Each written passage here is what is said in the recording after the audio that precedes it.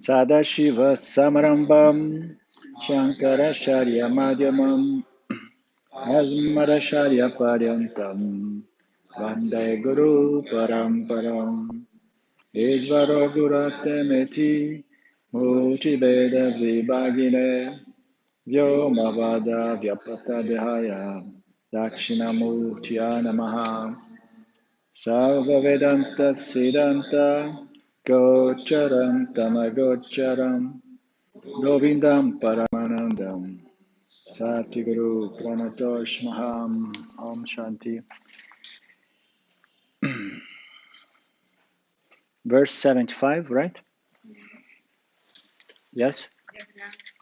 The oneness of you and that is established by the implied meanings, not their ostensible meanings, which, like the wave and the ocean, indicate mutual opposed qualities. Words may be understood in either the literal or implied meaning. If we say, for instance, this room is very noisy, the words can be understood in the literal meaning. It would mean that a room a room is making noise, but as we know, the room does not have any means to make noise. It cannot utter any word.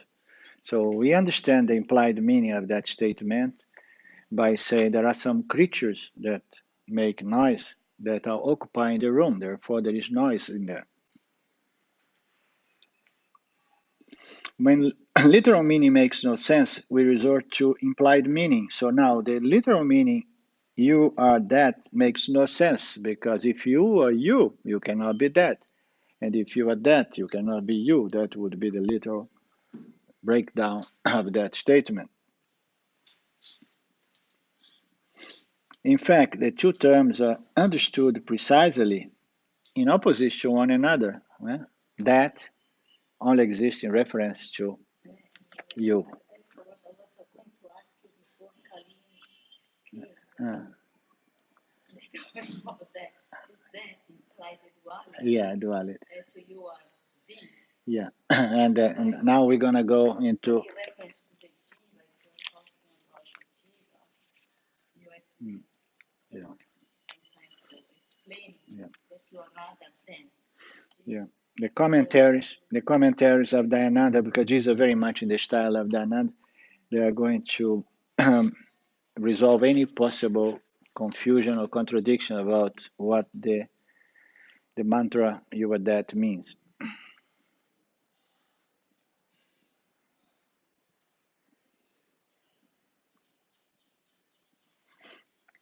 In fact, the two terms you and that are understood precisely in opposition to one another. I am an individual to the extent that I am separate from the totality. That's the experience of every individual.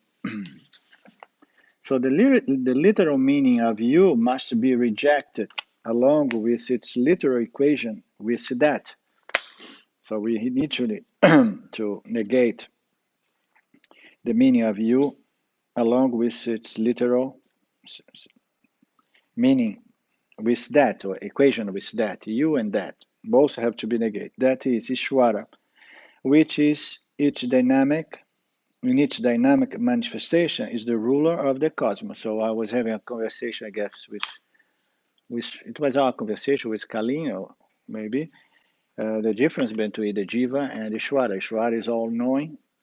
Ishvara is the creator of all objects, and the Jiva is just an integral part of Ishvara, one of those sentient objects in the creation. So when we say that the Jiva is God, we are start walking on difficult waters of misunderstanding.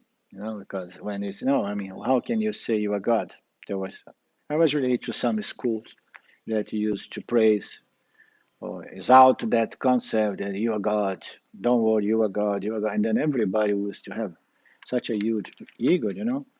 And then the next thing that people would say is like, I say, oh, my God is telling me that I should do this and not that. I'm following my God. Everybody had a private God at a certain point.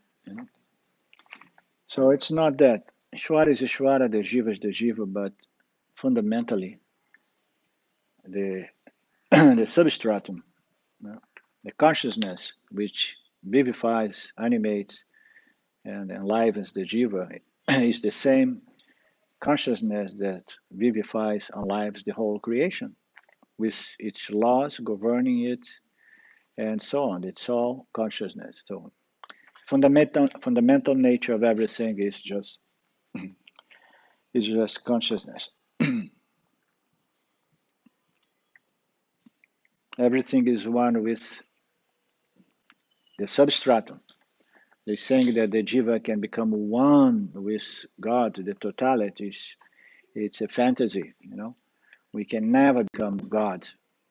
You can somehow resolve your own sense of identity to Ishvara and understand that Ishvara is the one, playing us or delivering our destinies and so on. But yet we cannot say that me and God is one. Understand?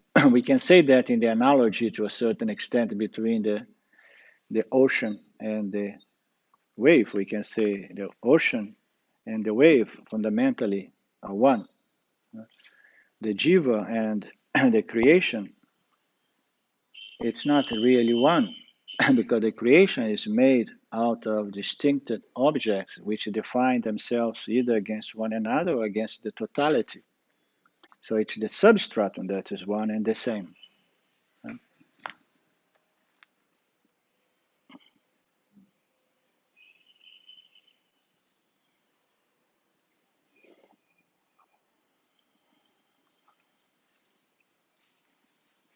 So the real meaning of you must be rejected along with its literal equation with that. That is Ishvara, which is in its dynamic manifestation is the ruler of the cosmos, the law that governs the interaction of objects, including the jiva's objects interacting with the field.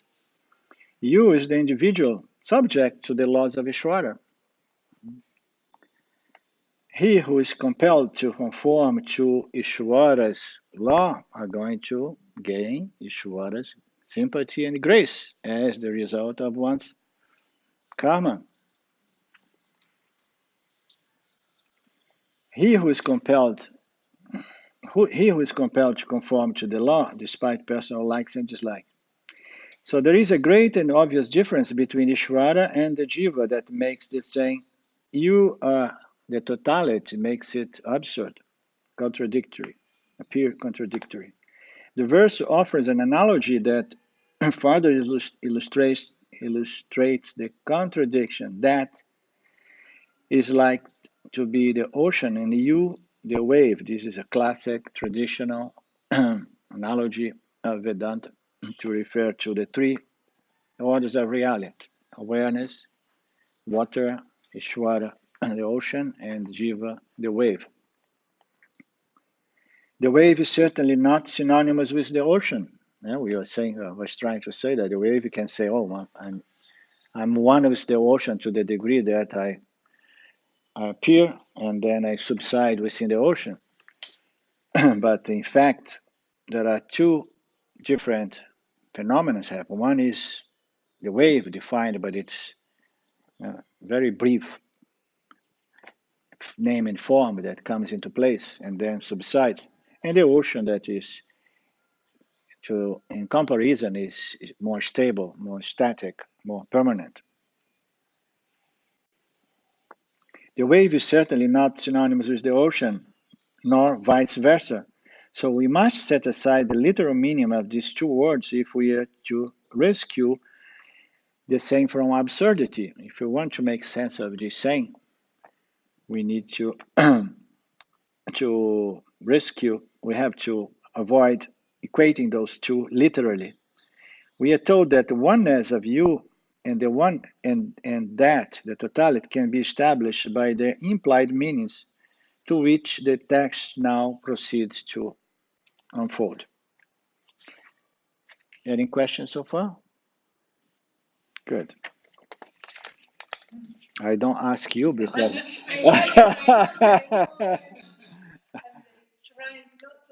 Okay, you can ask, and then you give me the freedom to answer or not. Okay.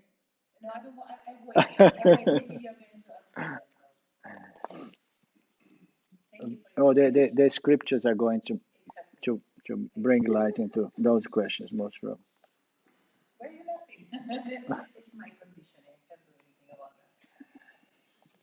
The difference,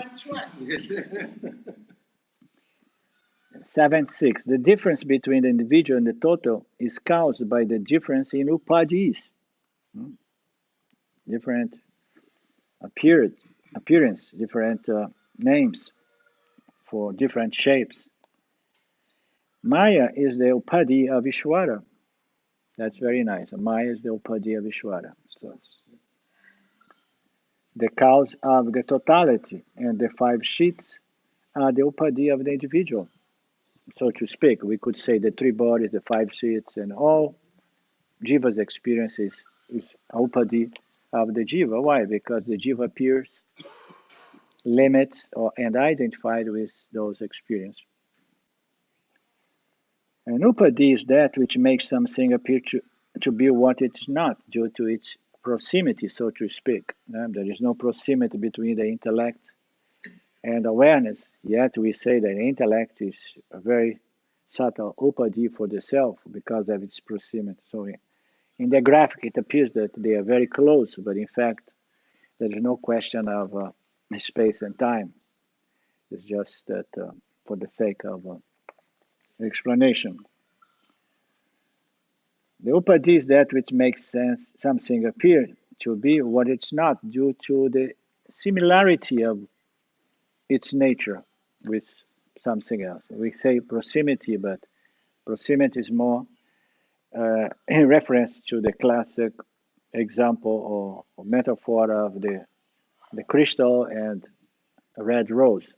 So you bring the red rose close to the crystal, and then the redness, the crystal is going to appear with a redness color. So, but in the case of awareness of the intellect, there's no question in bringing them together or away, because awareness of consciousness is there, pervading and sustaining the intellect, and therefore the intellect is not separate or apart from it. The example given in an earlier verse was of the rose. The proximity of the rose makes the crystal appear to be real, to be red. When the rose is discerned, we recognize the redness to be a misperception and realize the crystal to be colorless and transparent. We then know the crystal's true nature, even if the appearance of redness persists. That's very nice, this analogy. The redness is going to be there, but I know the true nature of the crystal is just transparency.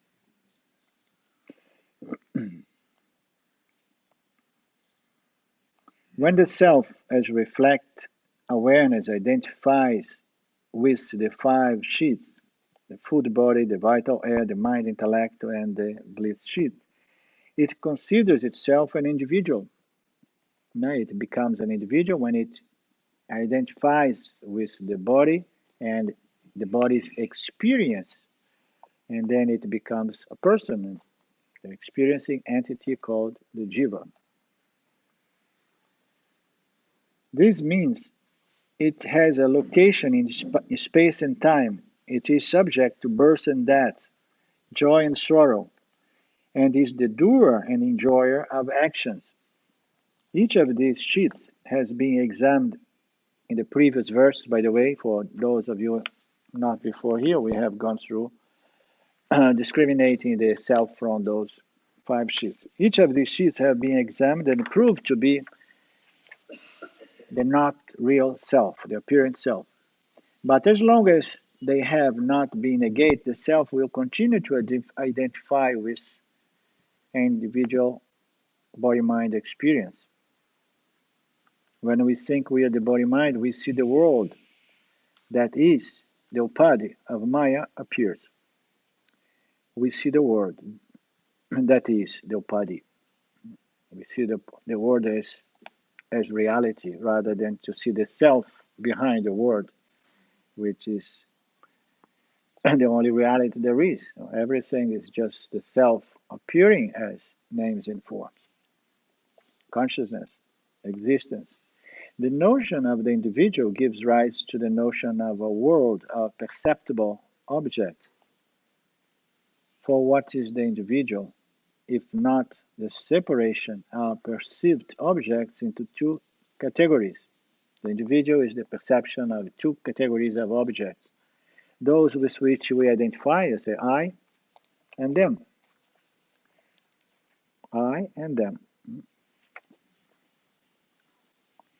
As individuals, we regard everything from the standpoint of I, the body-mind, we identify with. Everything that's not me, the body-mind, is them, the universe, the world. We then begin to speculate about how the individual and the world can be one. It's so clear that they have already been established by my mind that it's either me or not me, that just me and them.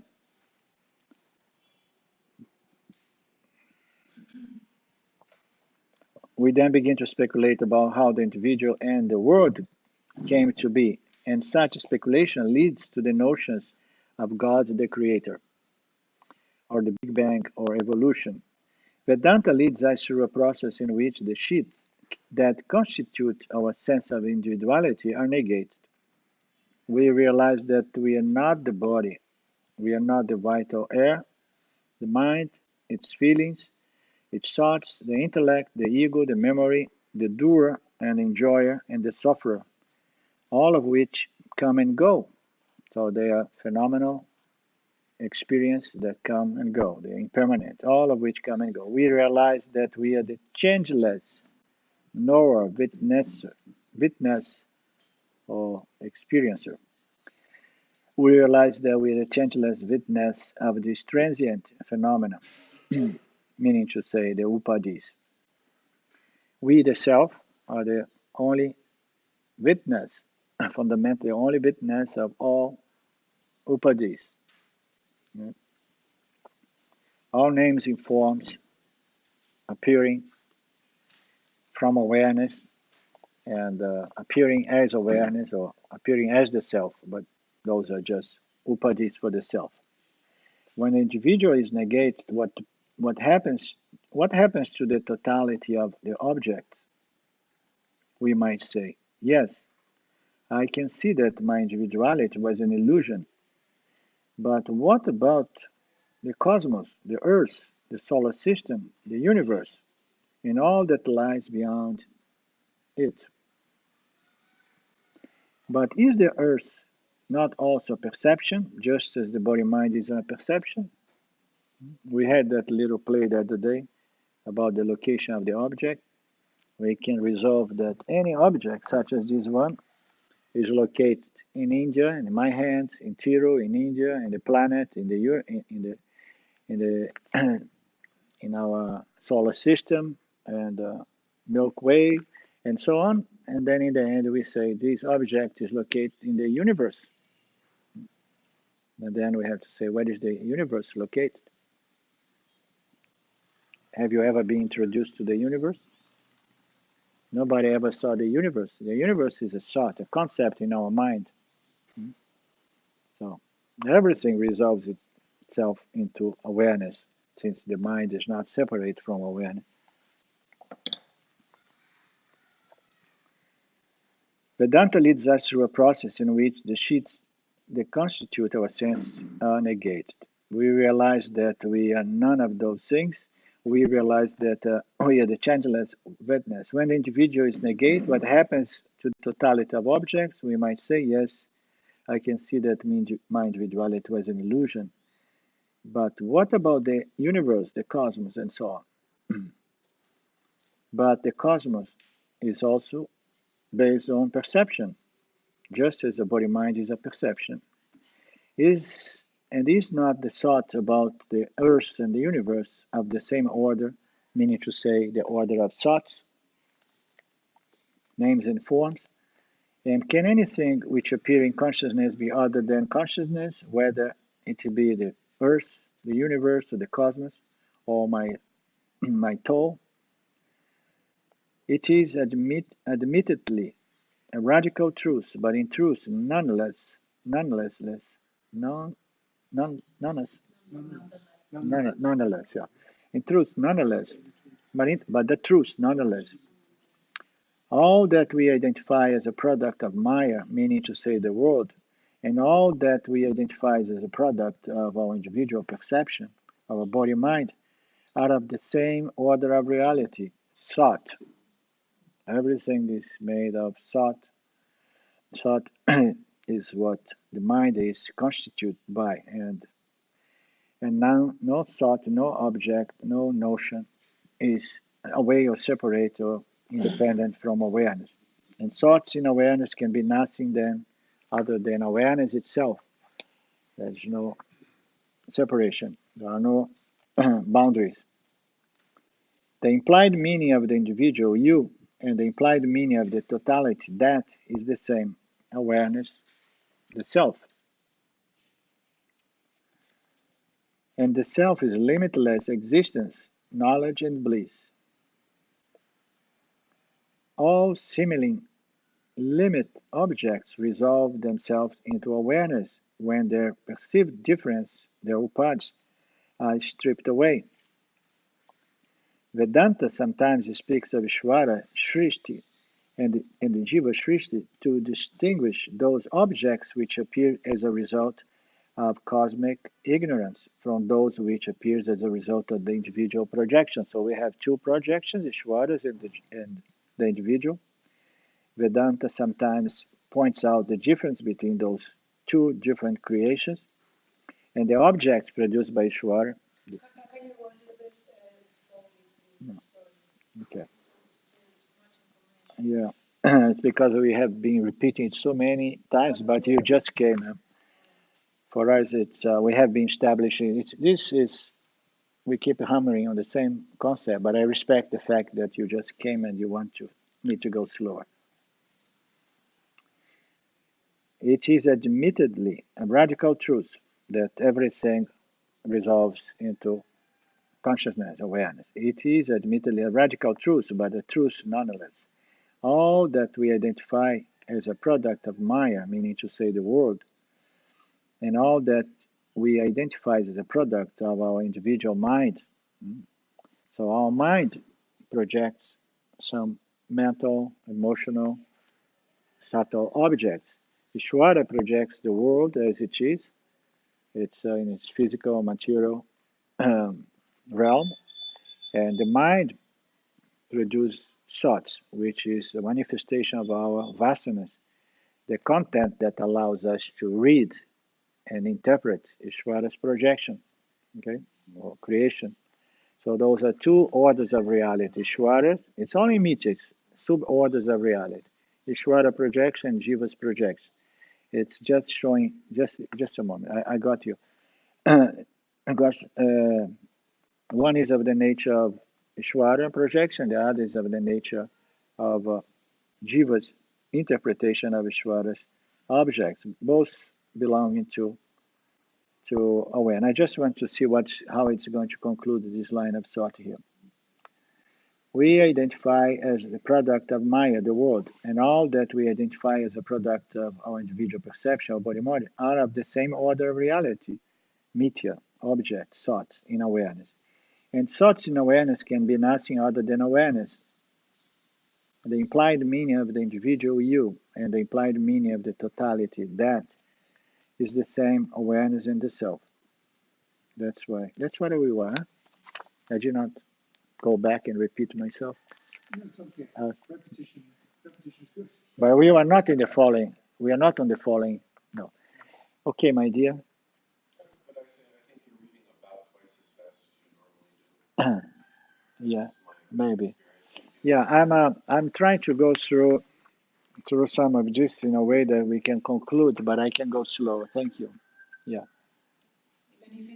It's a lot of this.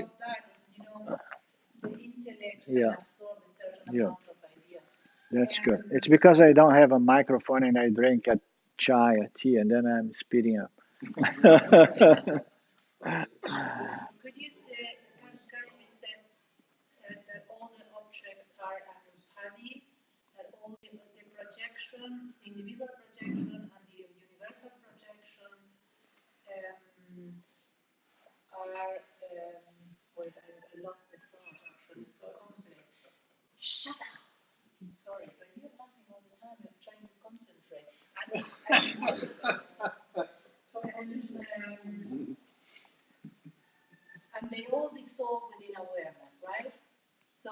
They're all proven to be fundamentally made out of awareness and to be awareness, yes. So, but at the end, everything is. You want to go into the. Gabriel, please, stop laughing So, can it be said that, and don't cry. Okay, that all of this is a thought? yeah, I mean, the whole projection is a thought. yeah, it's all made of thought. Thought meaning to say knowledge, intelligence, So, impressions, and all consciousness, that impressions. media and all that dissolves into awareness, right? Yeah, yeah. But Those are all modifications in awareness, and they appear as thought. it's just too tricky because it has too many ways They of they presenting they they itself. combine different thoughts, create different combinations of energies, the three gunas and and the elements and so on. But the important thing is to understand that everything fundamentally, when we really follow the logic of the scriptures, which is based on our own knowledge, perceptive and inferential knowledge, we're bound to agree that everything fundamentally, in its essence, is just consciousness awareness, the self. There is only consciousness. That's why the statement, the nature of reality and the nature of the self is non duality. There is only one self, there is only consciousness, one existence only. And the idea of the upad is also The upad is an idea that is only valid in reference to the human jivas. The human jivas, we are the only ones that confuse, we make confusion between the self and something that somehow we take to be the self.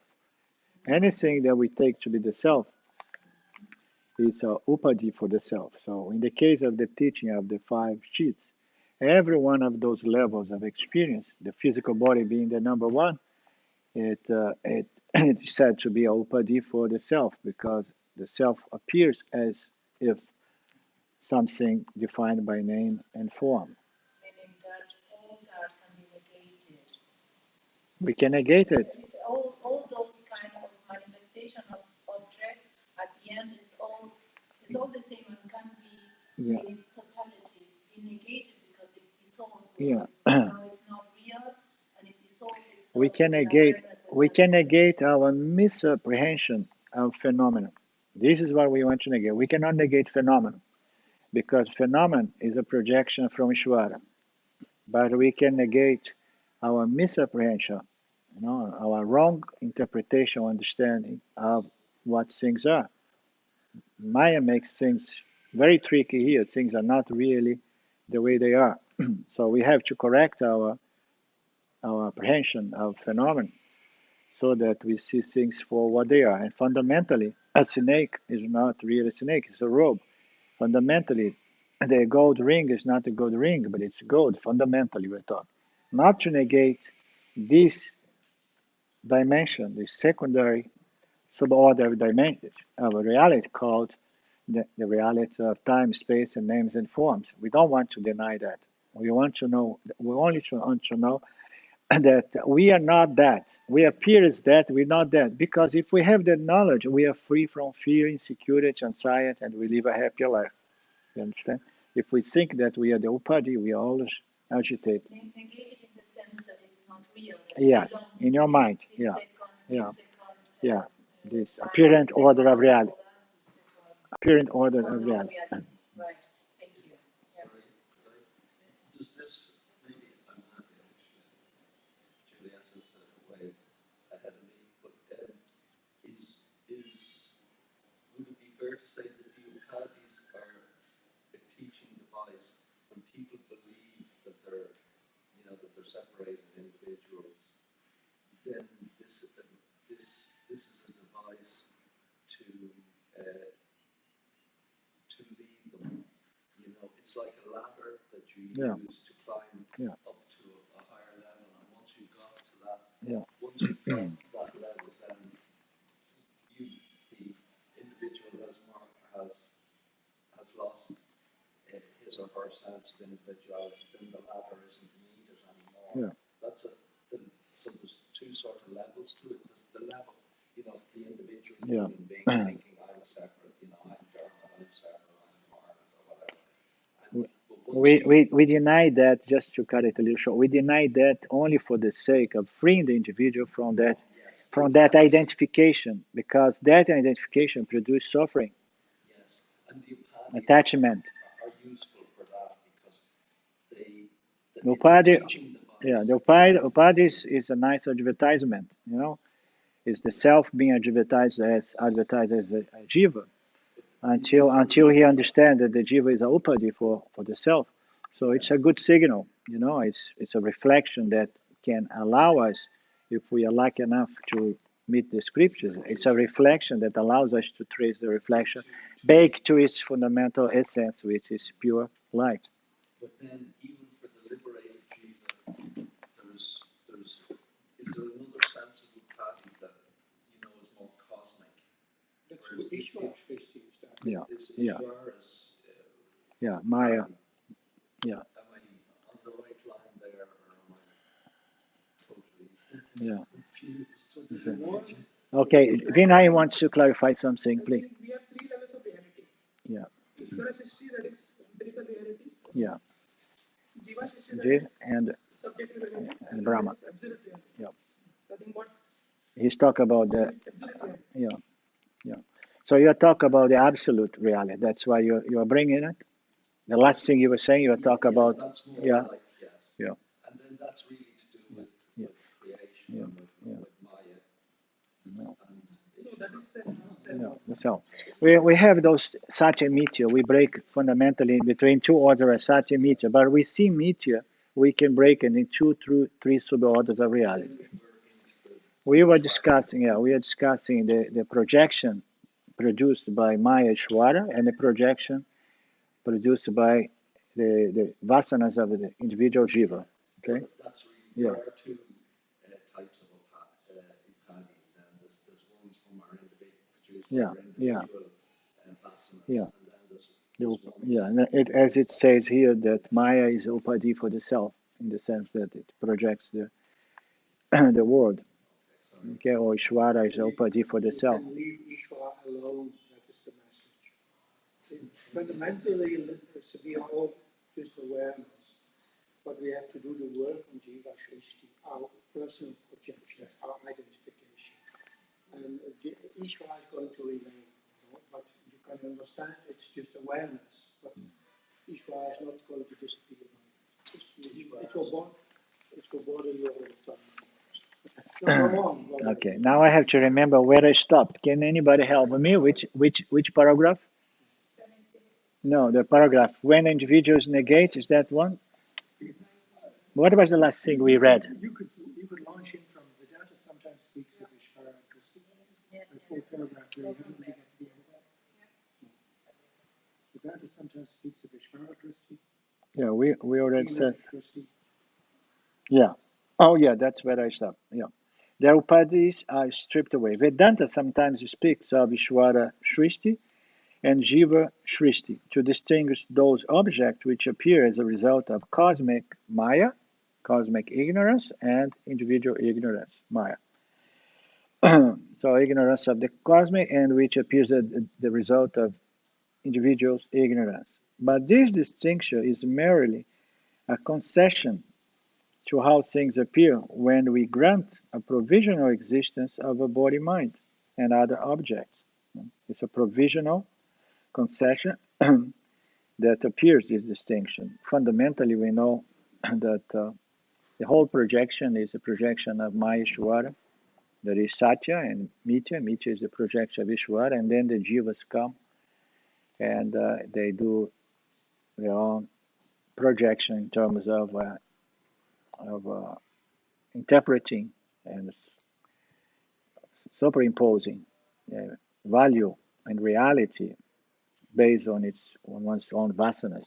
This is a projection over the projection, a superimposition over the original superimposition, but both have no reality. But this distinction is merely a concession on how things appear when we grant a provisional existence of a body, mind, and others objects.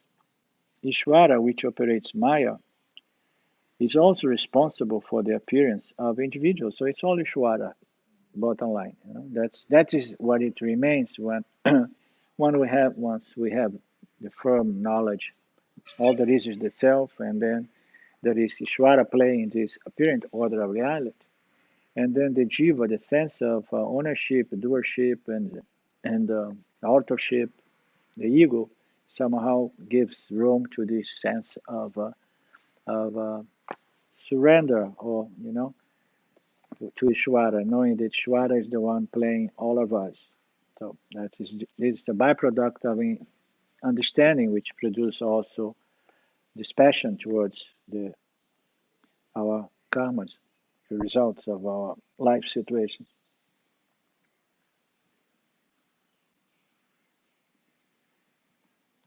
Ishvara, which operates Maya, is also responsible for the appearance of individual jivas. And neither Ishvara nor jivas appear anywhere other than in awareness. Again, it's resolving jiva, Ishvara, mind, everything into awareness. As awareness, that is the key of all this, analysis, is to to make it clear to the jiva that it's, if you want to live in Mithya, it's better you resolve yourself into Ishvara and let Ishvara live your life for you, play your life for you. You just conform your thoughts, your mind, your actions to Ishvara, and then by and by you will feel like, oh, my life is being guided by some higher power, intelligence, which is not this little body-mind construct. So it becomes an experiential, you know, kind of knowledge. It's we keep saying that knowledge is only knowledge, but knowledge has a certain experiential feel to it when it's fructified as existential knowledge. You feel that something, some higher power is leaving you and is taking care of you, and then you just relax. And then the best way to look at it is say, okay, all I have to do is just to follow my nature, what Ishvara wants from me. So how I can know what's my nature is another subject, but if we get in tune with that, you can all ask, or otherwise you ask yourself, so something happens, saying, okay, Ishvara, how you want me to respond? What you want from me in this situation? You just let Ishvara take over. So this is the jiva resolve itself into Ishvara, but only provisionally, since jiva and Ishvara fundamentally resolve themselves as consciousness alone.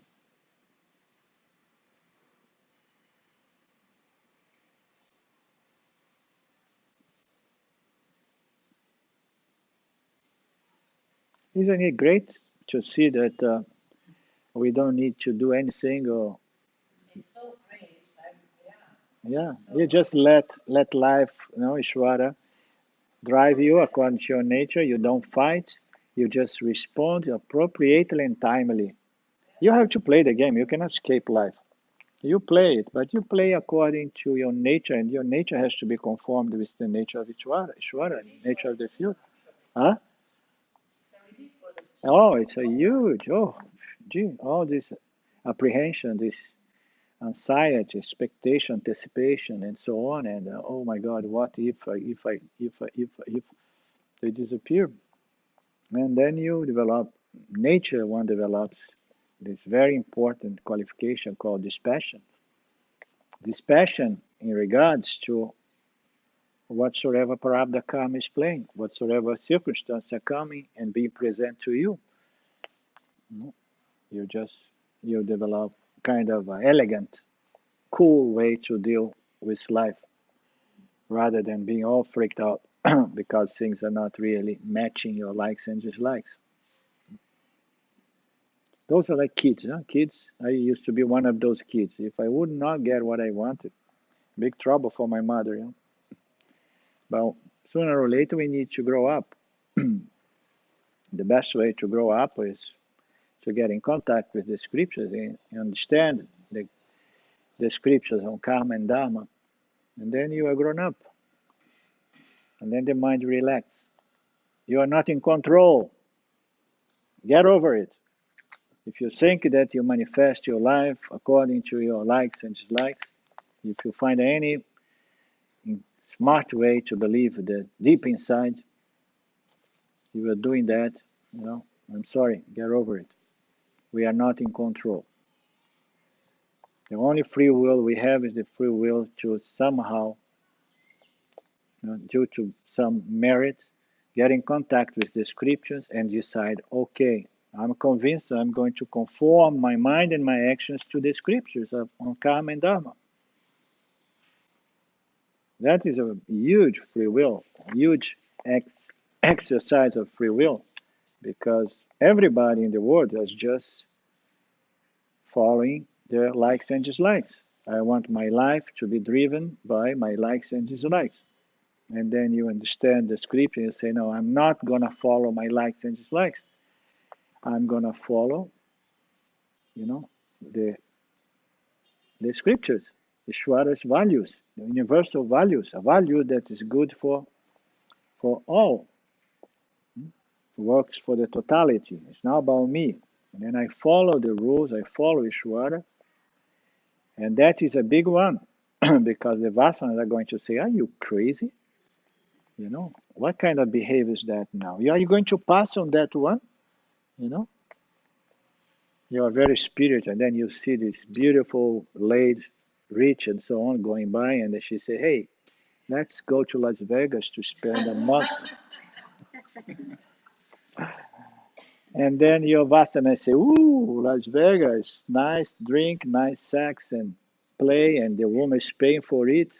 The Vasana is going to come. And then, something about our own nature is going to say, no, I'm sorry. Thank you. You're very beautiful, but I will pass.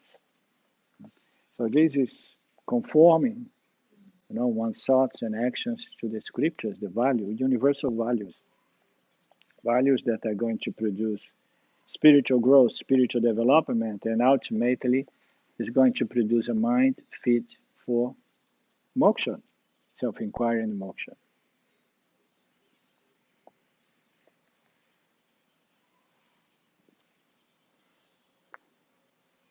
So, next sentence, James.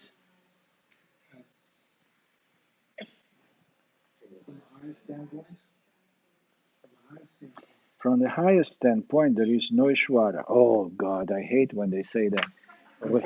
We build, we praise Ishvara and the Lord and so on, and then they come and they destroy everything we were constructing, building. And gets everybody confused. Oh my God, what I'm going to do with my knowledge of Ishvara now? From the highest standpoint, there is no Ishvara, there is no Jiva, there is no other. That's the meaning of non-dual. No division, no names and forms, just one principle operating. The self is all there is, and even the word all is misleading as it suggests more than one, And if the self is oneness or non-duality, how can we say it's all? Language cannot escape dualism. This is something we need to keep in mind. So language is made, the very nature of language is dualistic. We have to keep, work in our minds to understand that the language and the phrase and the words are pointers to something that has to be contextualized and understood and discerned from which standpoint is that pointer pointing to, it's pointing to this level, that level, Ishvara, the Jiva, we talk about the self. We develop that understanding. So we get the context, we understand the scripture talk about Satya or talk about something in Nitya, and then we know. Language cannot escape dualism, but it can express a logic that serves as a springboard to that which is inexpressible, which is the language of non-duality. How can you utter a word in non-duality? Even dualistic religion, were it to follow the logic of its language about God, would inevitably arrive at the truth of non-duality. That's a very interesting statement.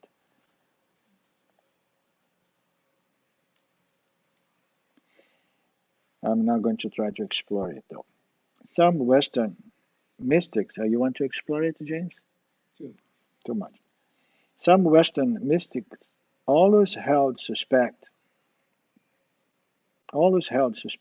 by the guardians of dogmatic formula. Formulae? What is formulae? Formulae. Many formulas. It's French?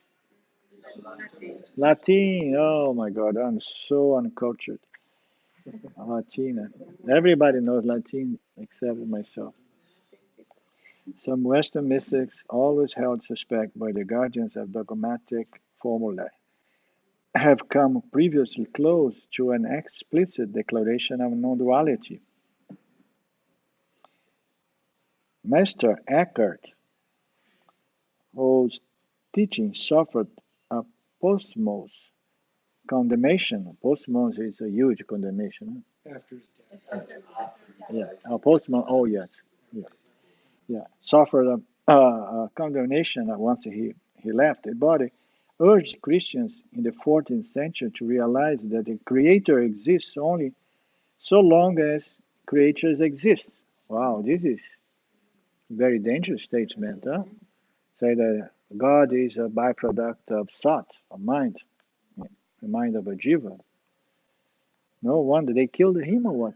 No, They tried to. But I think there was a papal bull against him after he died.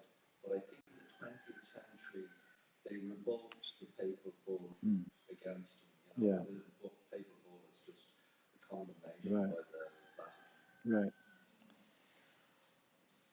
In the 14th century to realize that the creator exists only as long as the creatures exist, that both creator and creature cease to appear in what he called the Godhead.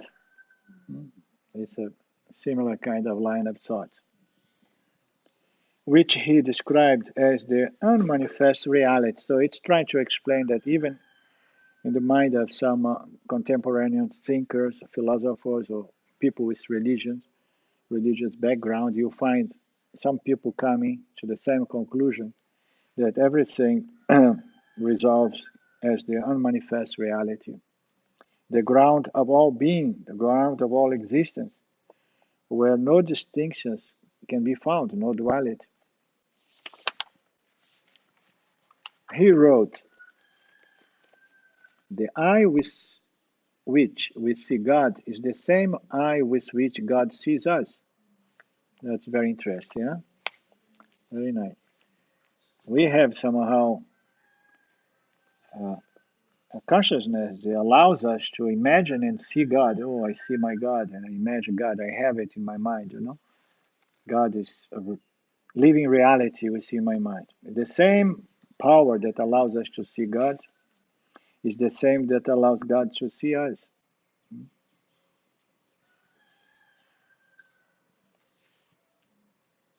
I think without Vedanta, it's very hard to understand Huh? that sense. Without Vedanta, it's very hard to understand that sense. Yeah, People have been saying it for 100, yeah, 200 years. yeah, I don't think you can understand it without Vedanta. yeah. This guy seems to have come close, huh? Yeah. Yeah, yeah. He said the Godhead can only be known when we become detached from objects, most especially from our identity as created beings. So the identification with the body-mind construct has to give way to a wider understanding of the nature of reality. Such detachment he ranked as the highest virtue, knowledge. Knowledge is the highest virtue, self-knowledge. As long as we attach to objects, all we are concerned with is objective knowledge. We need to detach from this hold on objects as we mean to identify ourselves or establish a sense of identity. And we have to attach our mind to higher thoughts, not those objects with which we connect constantly. We need to inquire either with the help of the scriptures, or some people can begin having those revelations just being downloaded in their own mind, such as with this guy.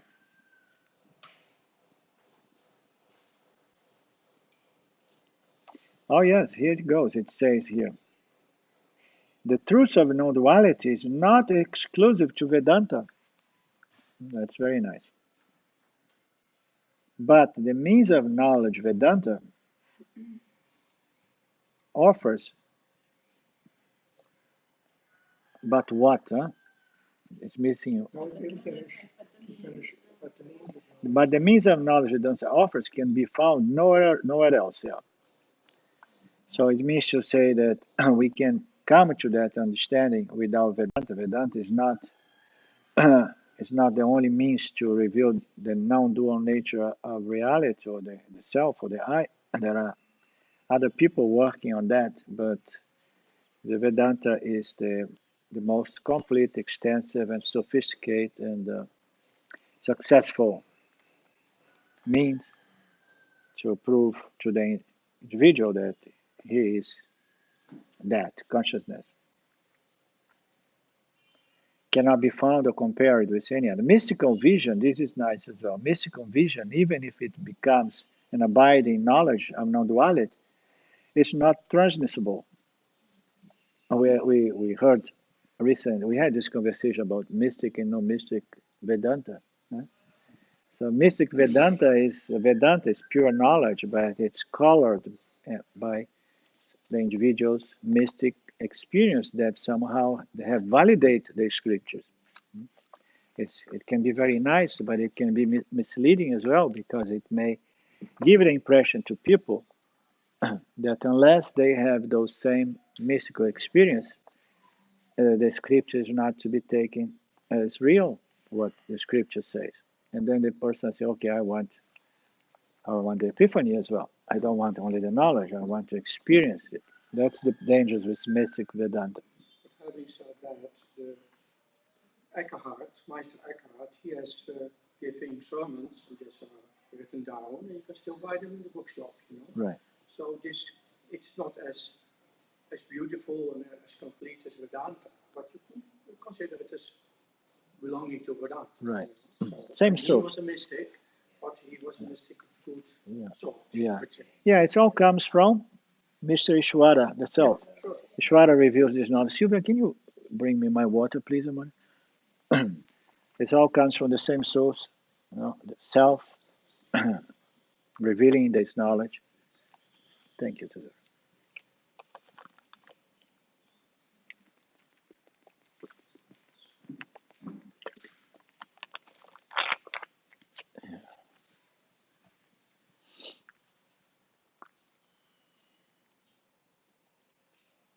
Yeah.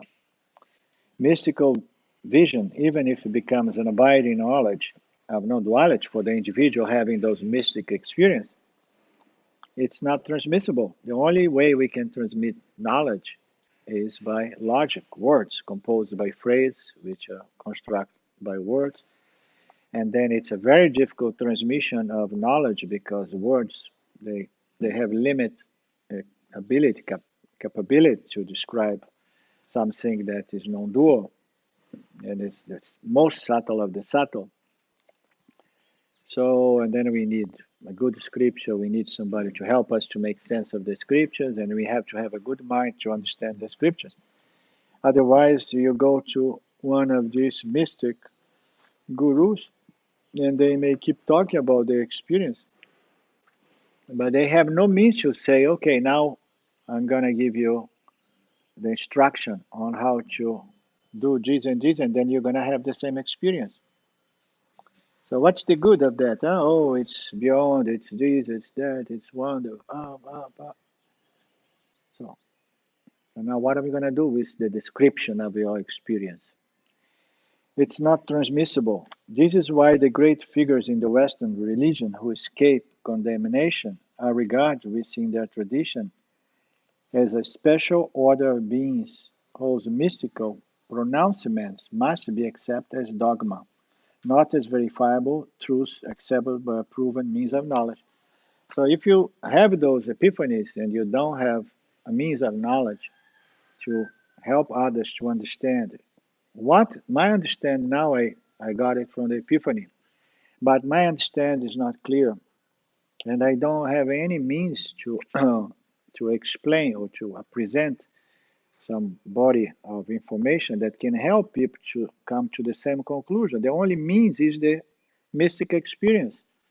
So now how I'm going to produce the same mystic experience on others, not to say that if you have the same mystic experience that I had, it does not mean that you're going to draw the same conclusions and interpretation, because the interpretation is a function of our mind.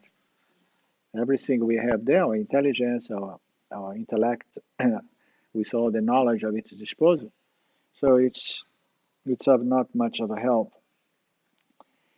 And then they say that those in these religious traditions, they have to present those mystical pronouncements and something that must be accepted as dogma. It is what it is. You know, you have to believe it, which is different from Vedanta. Vedanta is a complete means of knowledge, and it can be proven like science, and can be put to test and has been working forever. And we know, I begin knowing by seeing people getting free from this firsthand, people that have been in contact with me for the past 3 years.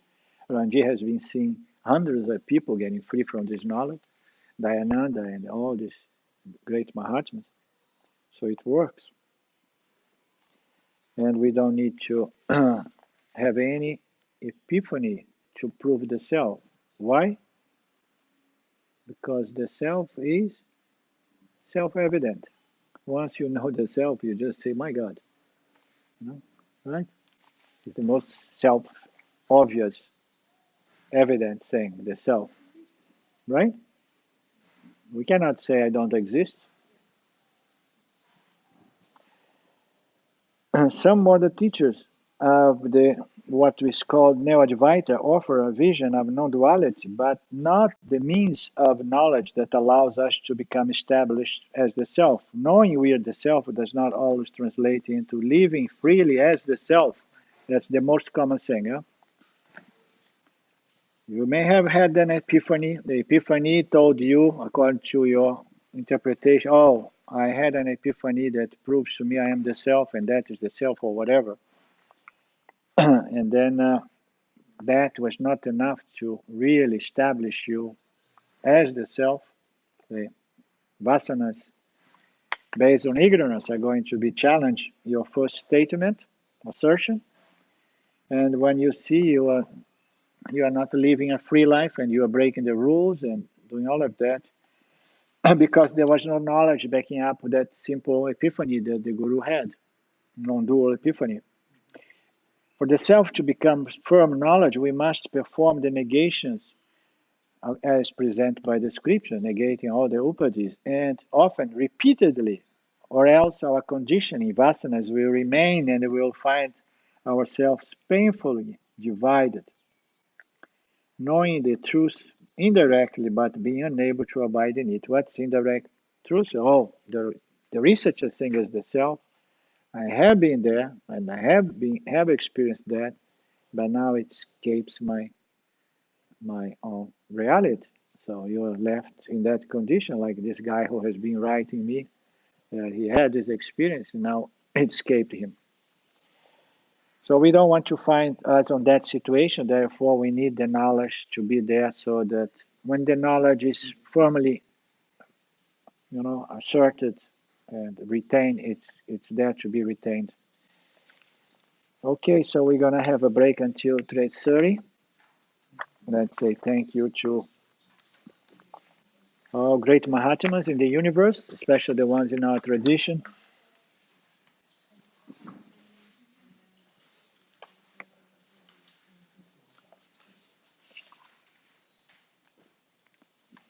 Sadashiva Samarambam Shankaracharya Madhyamam Asmadacharya Paryantam Vande Guru Paramparam. Isvaru Guratemeti Muchi Beda Vibhagine Vyomavada Vyapatadhyaya Dakshinamurtya Namaha Sarva Vedanta Siddhanta Gocharam Tamagocharam Govindam Paramanandam Satyaguru Pranatosh Maham. Shanti, thank you, Lord. Thank you, Ramji. Thank you, Ash. Thank you, everything and everyone.